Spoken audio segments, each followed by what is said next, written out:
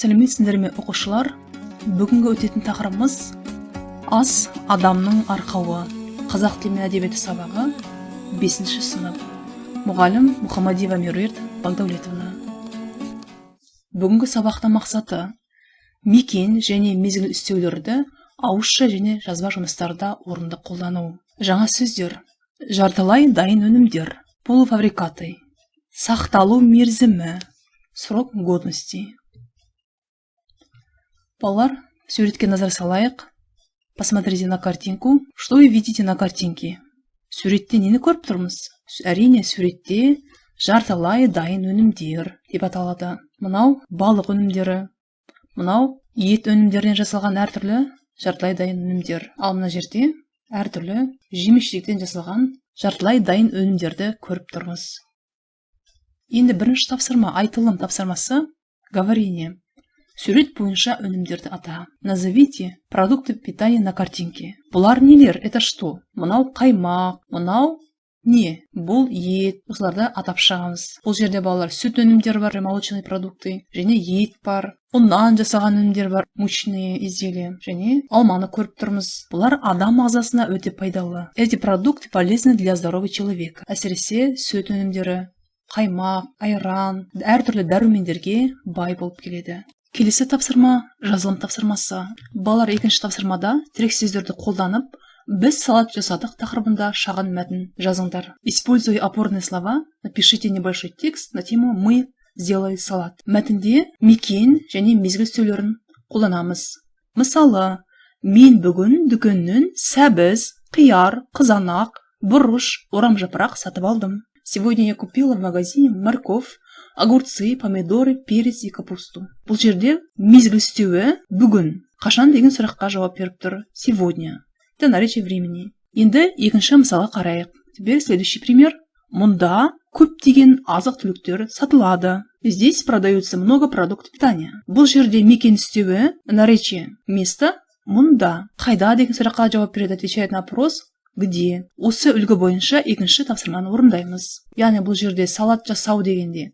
Мысалы, салат жасадым. Сатып алу деген сөз тіркесін сатып алдым деп жазуға болады. Жуу. Мен көкөністерді жудым.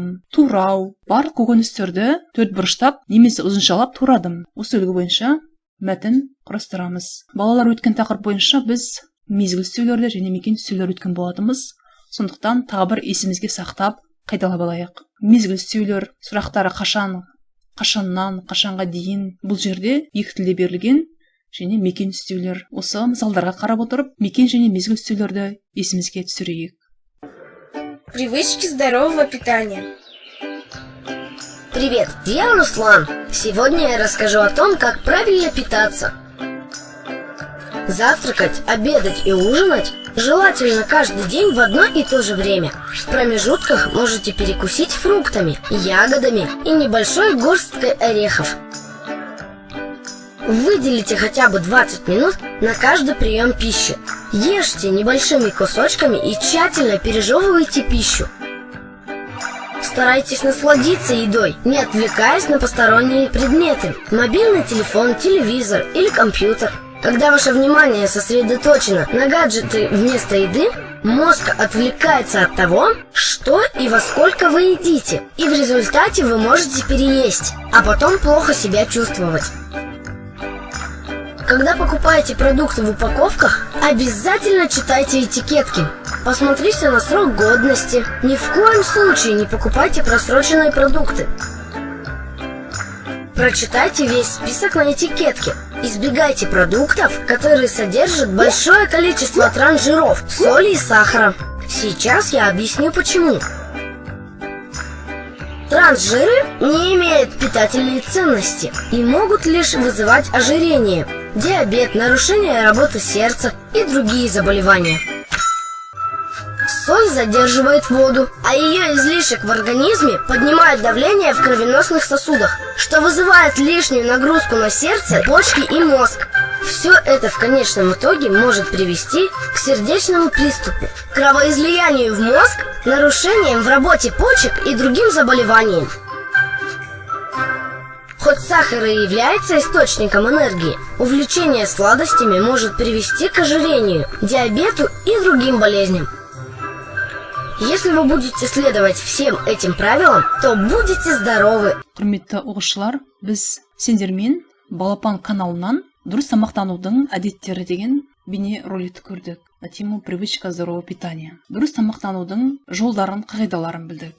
Енді мәтінмен жұмыс жасаймыз. Теперь работа с текстом. Мәтінді оқы, сұраққа жауап бер. Прочитайте текст, ответьте на вопросы. Бірінші тыңдаймыз, тыңдалым, слушание, оқылым, чтение. Қазақта ас адамның арқауы деген мақал бар.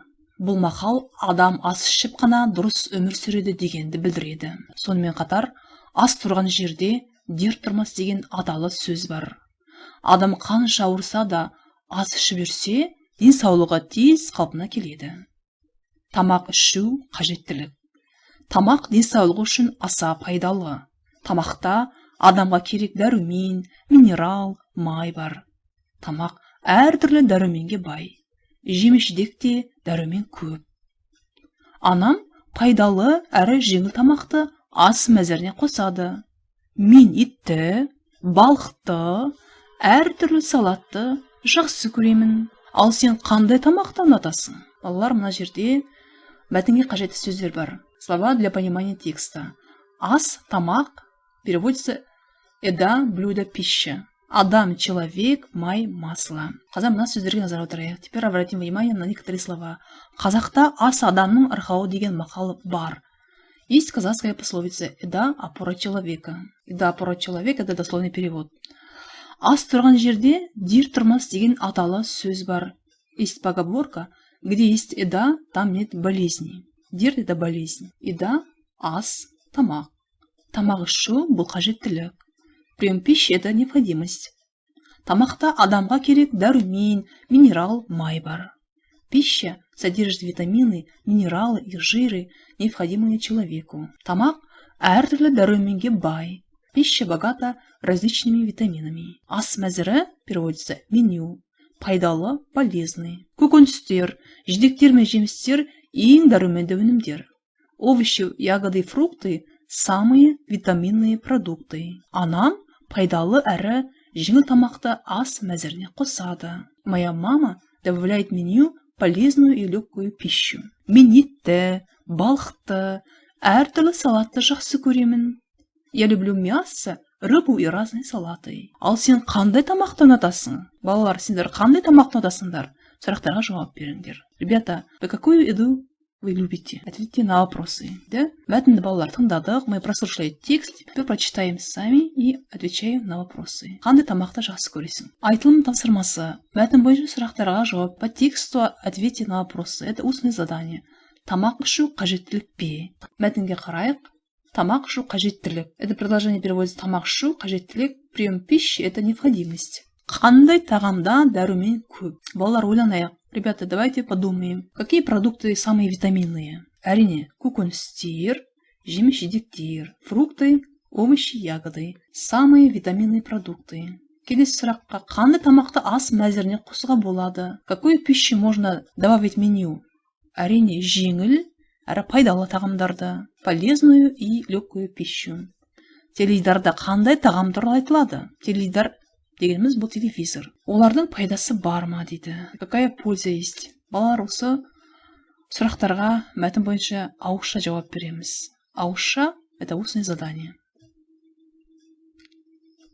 Келесі соңғы тапсырма. Мәтіндегі сөздерді буынға бөліп жазамыз. Значит, напишите слова, выделенные в тексте жирным шрифтом по слогам. Напишите необходимые окончания вместо точек. Мысалы, жеміс-жидекте дәрумен көп. Жеміс-жидек – это мягкое слово, мы прибавляем мягкое окончание те. Жеміс-жидекте дәрумен көп. Енді мына сөзді буынға бөлеміз. Буын. Слог. Сколько слогов? Дәрумен. Дәрумен – это витамин. 3 слога. Осы тәртіп бойынша қажетті жалғауларды жалғаймыз. Слово адам. Какое слово? Это твердое слово. Мы выбираем твердое окончание ға. Минерал сөзді неше буын бар екен? Слово минерал сколько слогов? Минерал. 3 буын бар екен. 3 слога. Осы тәртіппен тапсырманы орындаймыз. Ребята, мы таким образом выполняем задание. Сабағымыз аяқталды. Сау болыңдар балалар.